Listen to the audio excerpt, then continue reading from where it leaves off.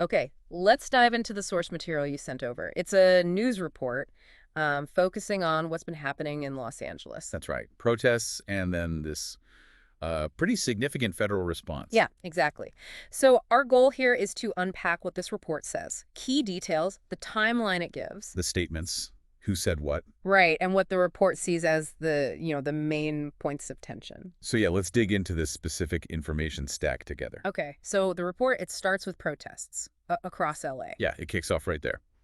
And the source, it links these protests directly to reports about ICE detainees. Ah, okay. Immigration and Customs Enforcement detainees being held at the Los Angeles Federal Building. That's the connection the source makes. Exactly. And then the source describes the initial conflict. Right, demonstrators clashing with federal agents. Leading to arrests, the source says, and scattered violence. But it makes a point. What's that? The source explicitly notes no confirmed reports of looting mentioned in connection with these specific events. Okay, so violence and arrests confirmed by the source, but looting specifically not confirmed in the report. That's an interesting distinction it draws. It is. And it's into that context, as the report lays it out, that former President Trump responded. Through Truth Social. Late at night, the source says. Yes. And his post, according to this report, put the blame squarely on Governor Newsom and Mayor Bass. The source mentions some specific language, too, doesn't it? Mocking Newsom. It does. It notes he called him Newscum, and then came the threat. The quote from the source was, "Riots and looters, the federal government will step in." And the report itself highlights that phrase. It mentions critics immediately connected it to his 2020 tweet. When the looting starts, the shooting starts. Exactly. And the source points out that phrase's history tied to civil rights crackdowns. So the report is providing that historical context of the language used. And according to the source, this wasn't just rhetoric. Action followed. Pretty quickly, yeah. Mm. Hours later, the report states, Trump signed a memo. Deploying the National Guard. 2,000 California National Guard troops sent to L.A. That's what the source details. And the stated reason, according to the report, what did the press secretary say? The source cites the press secretary calling it simply necessary to restore order. But the report immediately gives the other side, Governor Newsom's reaction. Right away. The source includes Newsom calling it a political stunt.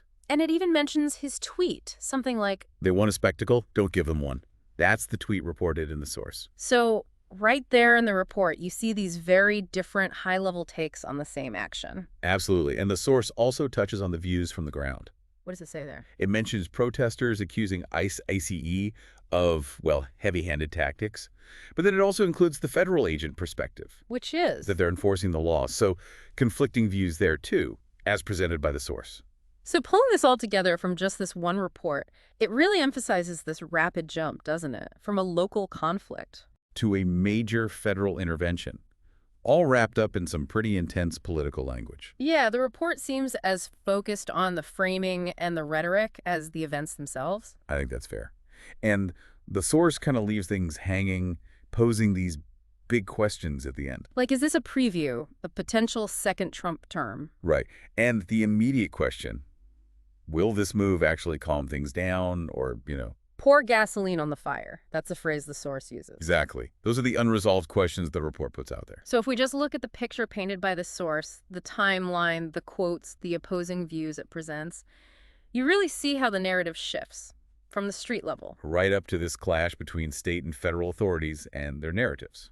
The core tension then, as this report frames it, it's really that dynamic, isn't it? Local event, federal reaction, and these totally opposite ways of explaining it all. That seems to be the central thread the report highlights. So, reflecting on just this material, given these different accounts and motivations laid out in the report, how does really looking at who says what and why they might be saying it according to the source, of course, how does that help you make sense of these fast-moving situations? Definitely something to think about based on what this particular report provides.